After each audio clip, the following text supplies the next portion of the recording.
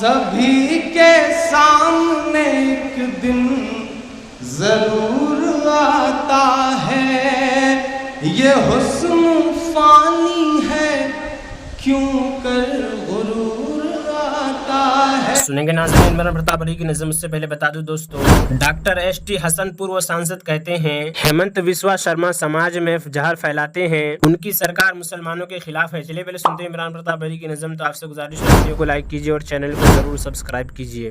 سبھی کے سامنے ایک دن ضرور آتا ہے، پڑھتا ہوں سنے گا۔ سبھی کے سامنے ایک دن ضرور آتا ہے، یہ حسن فانی ہے کیوں کر غرور آتا ہے، یہ حسن فانی ہے کیوں کر غرور آتا ہے۔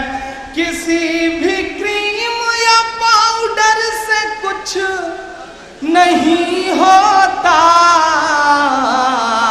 اب ایک شخص کی شرکت ہو، کسی بھی کریم یا پاؤڈر سے کچھ نہیں ہوتا، نماز پڑھنے سے چہرے پہ نور آتا ہے، زندہ باد۔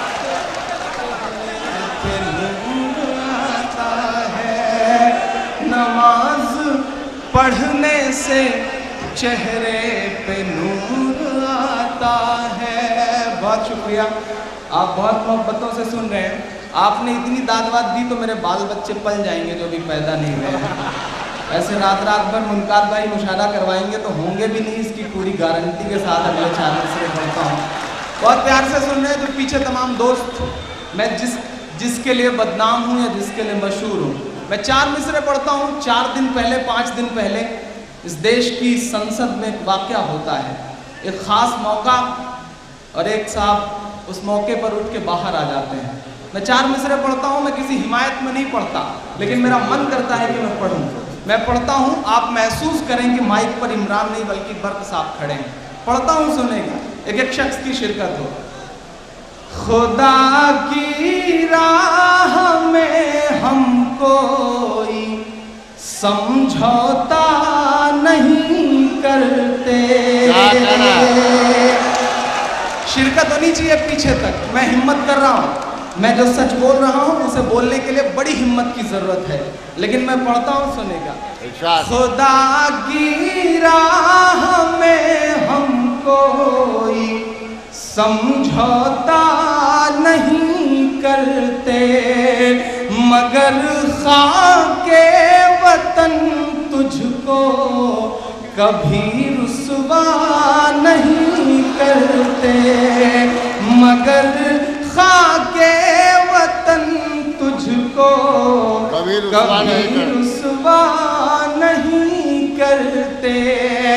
ہمارے دیش کی سنسد تجھے یہ تو پتا ہوگا، اب ایک شخص کو قسم دیتا ہوں، ہمارے دیش کی سنسد تجھے یہ تو پتا ہوگا، محبت جس سے کرتے ہیں اسے سجدہ نہیں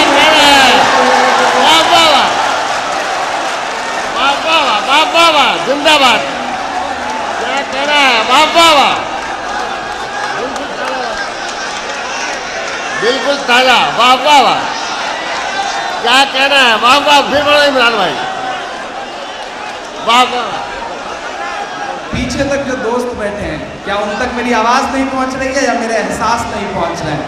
میں بہت ہمت کر رہا ہوں، اس دیش کی میڈیا نے بہت کوسا انہیں، لیکن میں ہمت کر رہا ہوں۔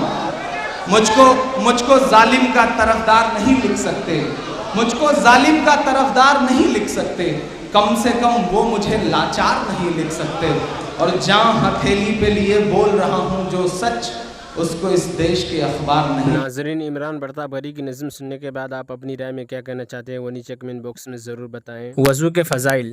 حضرت ابو موسیٰ اشعری رضی اللہ عنہ روایت کرتے ہیں کہ رسول اللہ صلی اللہ علیہ وسلم نے ارشاد فرمایا، وضو آدھا ایمان ہے۔ الحمدللہ کہنا اعمال کے ترازو کو ثواب سے بھر دیتا ہے۔ سبحان اللہ والحمدللہ آسمان و زمین کے درمیان کی خالی جگہوں کو ثواب سے بھر دیتے ہیں۔ نماز نور ہے، صدقہ دلیل ہے، صبر کرنا روشنی ہے، اور قرآن تمہارے حق میں دلیل ہے یا تمہارے خلاف دلیل ہے۔ یعنی اگر اس کی تلاوت کی، اس پر عمل کیا تو یہ تمہاری نجات کا ذریعہ ہوگا، ورنہ تمہاری پکڑ کا ذریعہ ہوگا۔ فائدہ اس حدیث شریف میں وضو کو آدھا ایمان اس لیے فرمایا کہ ایمان سے دل کے کفر و شرک کی ناپاکی دور ہو جاتی ہے، اور وضو سے اعضاء کی ناپاکی دور ہو جاتی ہے۔ نماز کے نور ہونے کا معنی یہ ہے کہ نماز گناہ اور بے حیائی سے روکتی ہے، جس طرح نور اندھیرے کو دور کرتا ہے۔ دوسرا معنی یہ ہے کہ نماز کی وجہ سے نمازی کا چہرہ قیامت کے دن روشن ہوگا، اور دنیا میں بھی نمازی کے چہرے پر تر و تازگی ہوگی۔ تیسرا معنی یہ ہے کہ نماز قبر اور قیامت کے اندھیروں میں روشنی ہے۔ صدقہ کے دلیل ہونے کا مطلب یہ ہے کہ مال انسان کو محبوب ہوتا ہے، اور جب وہ اللہ تعالیٰ کے راستے میں اس کو خرچ کرتا ہے اور صدقہ کرتا ہے تو صدقہ کرنا اس کے ایمان میں سچا ہونے کی علامت اور دلیل ہے۔ صبر کی روشنی ہونے کا مطلب یہ ہے کہ صبر کرنے والا شخص یعنی اللہ تعالیٰ کے حکموں کو پورا کرنے والا، نافرمانی سے رکنے والا اور تکلیفوں کو برداشت کرنے والا اپنے اندر ہدایت کی روشنی لیے ہوتے ہیں۔ حضرت عائشہ رضی اللہ عنہا بیان کرتی ہیں کہ نبی کریم صلی اللہ علیہ وسلم نے ایک شخص کو لشکر کا امیر بنا کر بھیجا۔ وہ اپنے ساتھیوں کو نماز پڑھاتے اور جو بھی سورت پڑھاتے اس کے ساتھ اخیر میں قل هو اللہ احد پڑھتے۔ جب یہ لوگ واپس ہوئے تو انہوں نے اس کا تذکرہ نبی کریم صلی اللہ علیہ وسلم سے کہا۔ آپ صلی اللہ علیہ وسلم نے ارشاد فرمایا، ان سے پوچھو کہ یہ ایسا کیوں کرتے تھے۔ لوگوں نے ان سے پوچھا تو انہوں نے جواب دیا کہ اس صورت میں رحمان کی صفات کا بیان ہے، اس لیے اسے زیادہ پڑھنا مجھے محبوب ہے۔ نبی کریم صلی اللہ علیہ وسلم نے ارشاد فرمایا، انہیں بتا دو کہ اللہ تعالیٰ بھی ان سے محبت فرماتے ہیں۔ عقبہ بن عامر رضی اللہ عنہ روایت کرتے ہیں کہ رسول اللہ صلی اللہ علیہ وسلم نے ارشاد فرمایا، کیا تمہیں معلوم نہیں ہے آج رات جو آیتیں مجھ پر نازل ہو گئی ہیں وہ ایسی بے مثال ہیں کہ ان جیسی آیات دیکھنے میں نہیں آئیں۔ وہ سورہ قل اعوذ برب الفلق اور قل اعوذ برب الناس ہیں۔ حضرت عقبہ بن عامر رضی اللہ عنہ فرماتے ہیں کہ میں سفر میں رسول اللہ صلی اللہ علیہ وسلم کے ساتھ جفا اور ابوا کے درمیان چل رہا تھا کہ اچانک آندھی اور سخت اندھیرا ہم پر چھا گیا۔ رسول اللہ صلی اللہ علیہ وسلم قل اعوذ برب الفلق اور قل اعوذ برب الناس پڑھ کر اللہ تعالیٰ کی پناہ لینے لگے اور مجھ سے ارشاد فرمانے لگے، عقبہ تم بھی یہ دو صورتیں پڑھ کر اللہ تعالیٰ کی پناہ لو۔ کسی پناہ لینے والے نے ان جیسی دو صورتوں کی طرف کسی چیز سے پناہ نہیں لی، یعنی اللہ تعالیٰ کی پناہ لینے میں کوئی دعا ایسی نہیں ہے جو ان دونوں صورتوں کی طرح ہو۔ اس خصوصیت میں یہ دو صورتیں بے مثال ہیں۔ حضرت عقبہ رضی اللہ عنہ فرماتے ہیں کہ میں نے رسول اللہ صلی اللہ علیہ وسلم کو امامت کرتے وقت ان دو صورتوں کو پڑھتے ہوئے سنا۔ فائدہ جفا اور ابوا مکہ مکرمہ اور مدینہ منورہ کے راستے میں دو مشہور مقام تھے۔ حضرت نواز بن سمعان کلابی رضی اللہ عنہ فرماتے ہیں کہ میں نے رسول کریم صلی اللہ علیہ وسلم کو ارشاد فرماتے ہوئے سنا، قیامت کے دن قرآن مجید کو لایا جائے گا اور وہ لوگ بھی لائے جائیں گے جو اس پر عمل کیا کرتے تھے۔ سورہ بقرہ اور آل عمران جو قرآن کریم کی سب سے پہلی صورتیں ہیں پیش ہوں گی۔ عمران برطاب غری سے جڑی خبروں اور نظموں کے لیے ہمارے اس چینل کو ضرور سبسکرائب کریں۔ ملتے ہیں کسی اور ویڈیو میں اسی نئی نظم اور نئی خبروں کے ساتھ۔ جب تک کے لیے دیجیے مجھے اجازت اور رکھیے اپنا خیال۔ آپ دیکھ رہے تھے دیہات کی آواز اور میں آپ کے ساتھ محمد ثاقب۔ السلام علیکم ورحمۃ اللہ وبرکاتہ۔